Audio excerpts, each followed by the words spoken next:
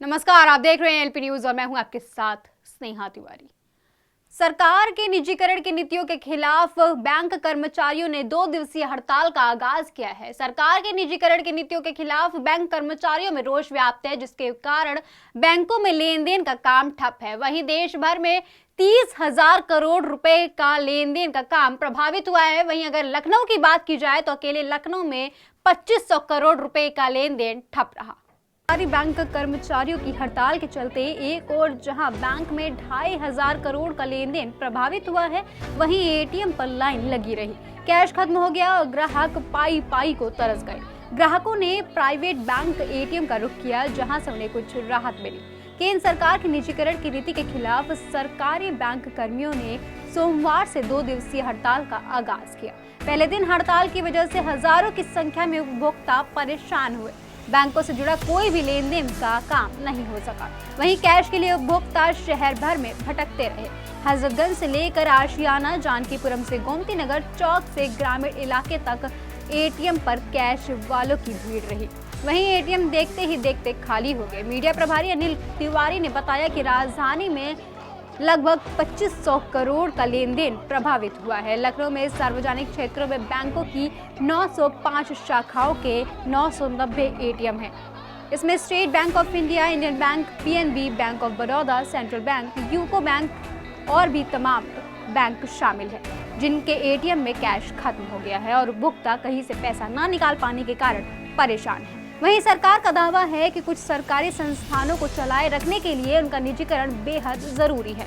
अगर इन संस्थानों का निजीकरण नहीं किया जाए तो उनके कर्मचारियों की सैलरी निकालना भी मुश्किल हो जाएगा। ऐसे में बेहतर है कि उन संस्थानों का निजीकरण कर दिया जाए, जिससे कम से कम कर्मचारियों की नौकरी चलती रहे। हम लोग की हड़ताल कोई भी ऐसी डिमांड नहीं है।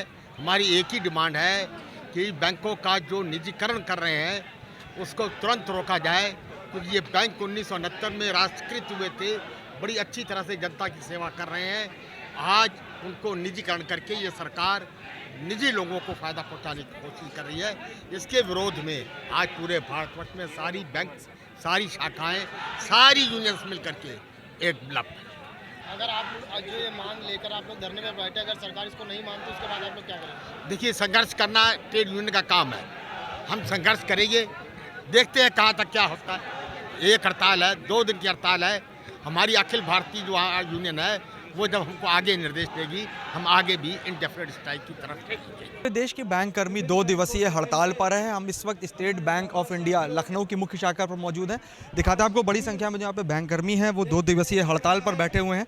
जो बैंक यूनियन है वो पूरी तरह से इस समय मोर्चा खोल चुकी है, चाहे महिला हो, चाहे पुरुष हो, बुजुर्ग हो। जो बैंक कर्मी है, यानी कि चपरासी से लेकर मैनेजर तक हर कोई जो है 2 दिवसीय हड़ताल पर है। हमारे साथ यहाँ पे कुछ बैंक कर्मी हैं जो बैठे हुए हैं हड़ताल पर। सर, क्या मुख्य वजह है आपकी हड़ताल की? हमारी मुख्य और एक ही वजह, बैंकों का जो निजीकरण सरकार कर रही है।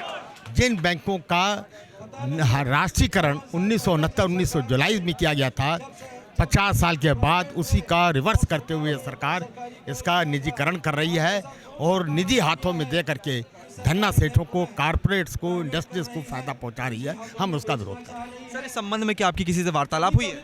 वो हमारी अखिल भारतीय जो लीडर नेता है यूनाइटेड फोरम के, वो कई बार बात कर चुके हैं। अभी भी सरकार से बात हो रही है, मगर सरकार अपने निर्णय पर अड़िग है, चेंज नहीं कर रही।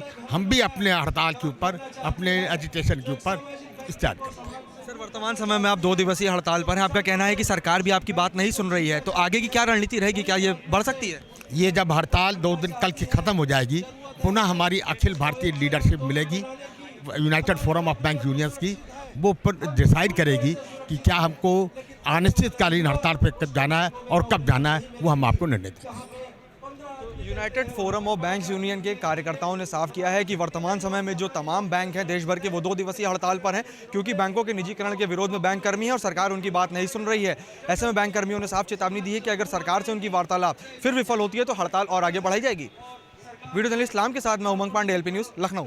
जिस तरीके से पूरे देश में किसान आंदोलन भी चरम सीमा पर है, तो दूसरी तरफ केंद्र की नीतियों के खिलाफ बैंक कर्मचारियों में भी रोष व्याप्त है। ऐसे में देखने वाली बात तो ये होगी कि किस तरीके से केंद्र सरकार इन नीतियों को संभालेगा और बैंक कर्मचारियों के रोष को ठंडा कर पाएगा। इस वक्त के लिए इतना ही। देखते रहें एएलपी।